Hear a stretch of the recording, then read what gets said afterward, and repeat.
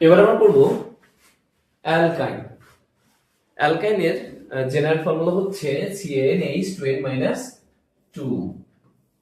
তাহলে এর নাম হবে কি?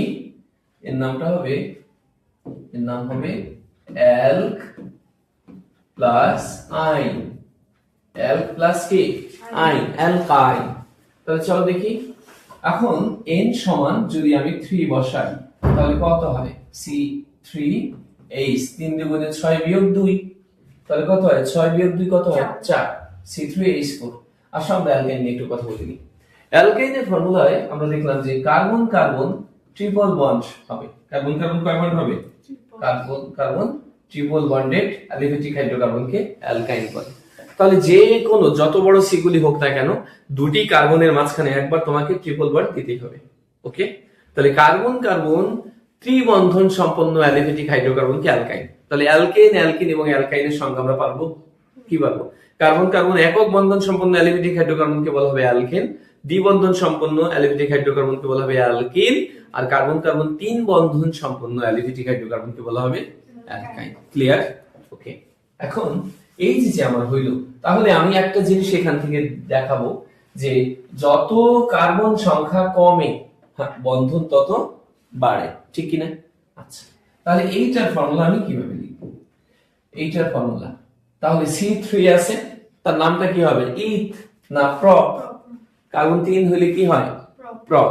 তাহলে এটা হবে, এটার নাম হবে প্রপ প্লাস হাইড্রোজেন ডাবল হয়ে দুইটা কম আছে, তাহলে ডাবল হয়ে দুইটা কম থাকলে তার নামের শেষে হবে কি? আইন। তাহলে প্রপ যোগ আইন কি হবে? প্রোমাইন। কিভাবে লিখবো আমরা এটা? 1 2 3 লিখলাম। যে কোনো দুটি কার্বনের মাঝখানে একবার ট্রিপল বন্ড দিলাম। তো ট্রিপল বন্ড দিলে 1 2 3, ও তো তিনটা পাবে, পাবে না? প্রান্তিক কার্বনগুলো সাধারণত প্রান্তিক মানে প্রান্তে যারা থাকে তার সাথে যদি একাধিক বন্ধন না থাকে তাহলে সে তিনটেই পায়। তাহলে এই কার্বন কি আর পাবে? এই কার্বনের 4 হাত হয়ে গেছে না? ওর কয় হাত হইছে? 1 2 3, ও পাবে কয়টা? একটা। তাহলে ফর্মুলাটা কি হয়? CH3 bond C triple bond CH। বুঝতে পেরেছো? বুঝতে পেরেছো?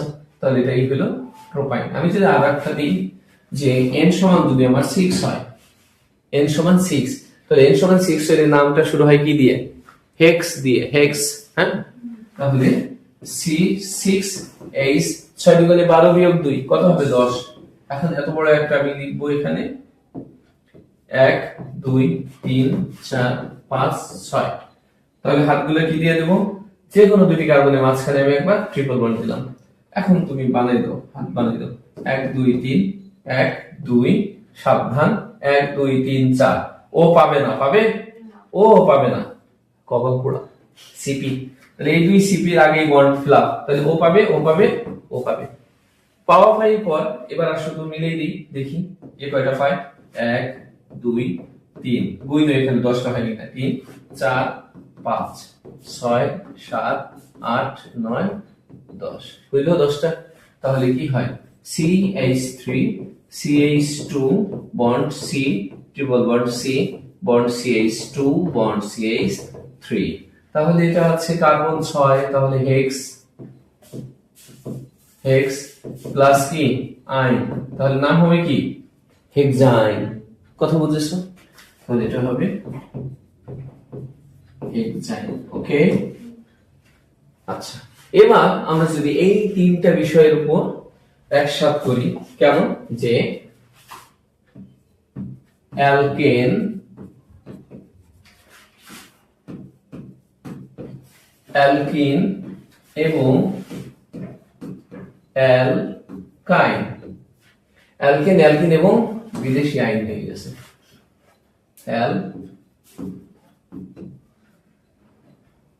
অ্যালকাইন। তাহলে অ্যালকেনের জেনারেল ফর্মুলা ছিল কি? অ্যালকেনের ফর্মুলা কি ছিল? CN, আচ্ছা আমরা অন্য একটা কালি দিয়ে লিখি।